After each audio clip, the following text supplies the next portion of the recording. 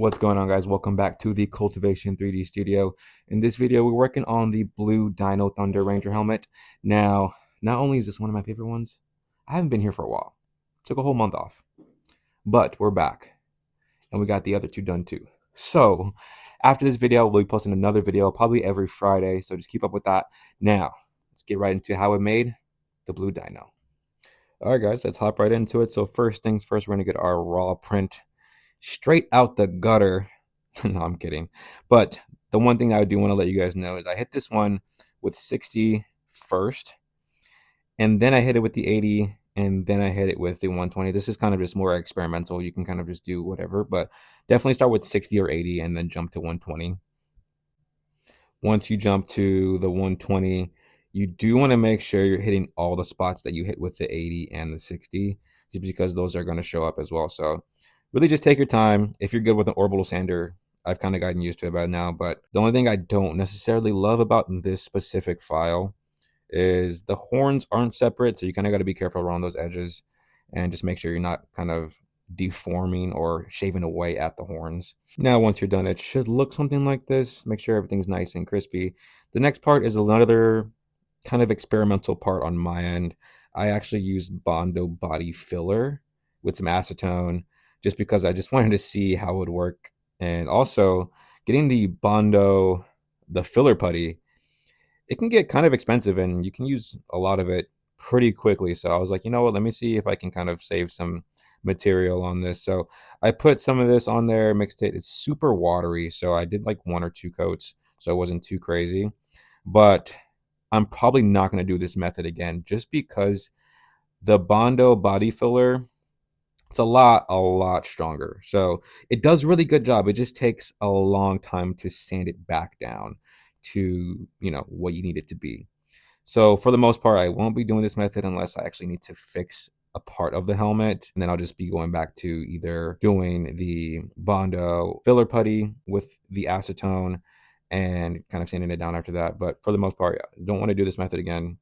But we're learning, we're growing, we're cultivating, I might have just made a whole new slogan just now. But regardless, we're going to keep pushing through. So once we're done with this part, we're going to sand that down. It took quite a while to sand it down, and then I didn't record that part, but I used the actual filler putty just to get the crevices and make sure everything's nice and crispy. And then I went back in with the sander, sanded that down, and then get into the nooks and crannies of the visor frame just because that gets filled up with gunk. And also you kind of want to do this between each and every sanding cycle because you can basically erase that line in there. And that can be a very crucial step into finishing this project.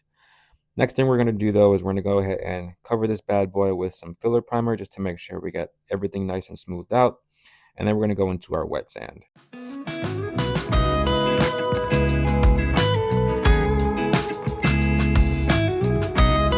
All right, guys, so here's what happened. I was in my paint booth, tripped over that stuff, tripped over one, stepped on the other one, and kind of just ruined it. So Red Ranger and Blue Ranger were out of commission for a little bit, but the back ended up being saved. So this is how, yeah, this is definitely where you want to make sure you have your helmets drying somewhere else. But we got it back up and running. Now we're wet sanding again. So that took about another day to do. So lesson learned. Now I'm wet sanding this with 400, and we're going to go ahead and make sure we got everything nice and smooth just the way we want it. And then we're going to go ahead and prime this bad boy with white first. I really want to make sure that the visor was nice and white. That way we can mask it off and have no issues later on trying to kind of mask it off and do the black and the white and the blue and just no. So I didn't videotape masking, but I was working on the Red Ranger, the Black Ranger, and the Blue Ranger all at once. So it was kind of a little confusing just to get some videos out there. But I painted it black, and then I went over the striped part of the helmet with an airbrush. And for this airbrush, I used a little bit of the Nick Pro Colors. I used the Ultramarine and then a little bit of the Sky Blue just to kind of lighten it up a little bit. Also, fun fact, I had no idea until I actually looked at the design of the helmet that these stripes were actually a different color. I kind of always thought it was just like a shade or like a reflection or something, but it's actually a different color. So if you didn't know, now you know. Tell your friends, tell your dog, let them know too, just so everybody knows. Now, after this, I wanted to make sure that everything was nice and crispy. I did about three or four coats. Got everything nice and dark. Let that dry for about a couple hours. I want to say I just let it dry for the entire day because I don't remember actually letting it dry for a certain amount of time. But I went back and I masked this part too, and then we went with the blue that I used for my blue Mighty Morphin Power Ranger. This was probably the best blue that I had, and I used the rest of it. So I had to make this perfectly perfect. I don't know if that makes sense, but I had no more of the blue. So this was a mixture of ultramarine, sky blue, and like baby blue. And I used some silver as well just to add that little sparkle. And man, I can't get enough of how good this looks. And now we're basically reaching the end phase, which is just unmasking everything. So I'll leave you guys to watch me unmask this entire thing, and I'll be right back.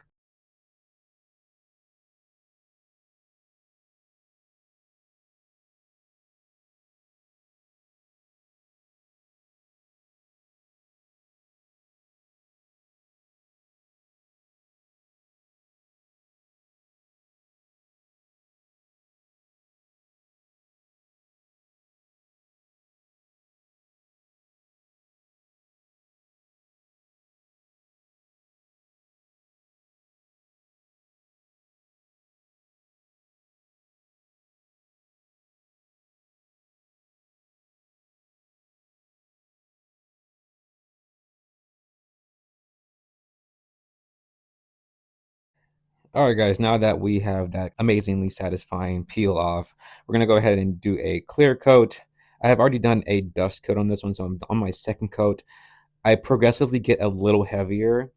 You don't want to go too heavy because it does kind of yellow on the white part. So,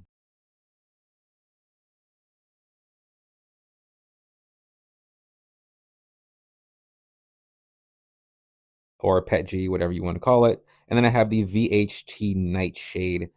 Basically, it's just headlight spray that I use.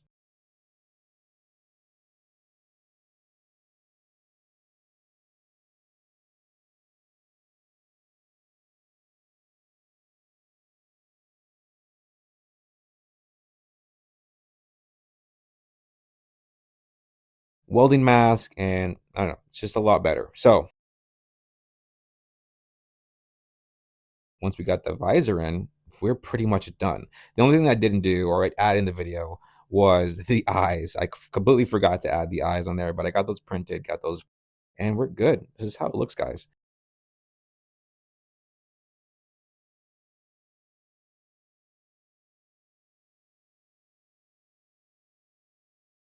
The support is definitely appreciated. So, see you guys next time.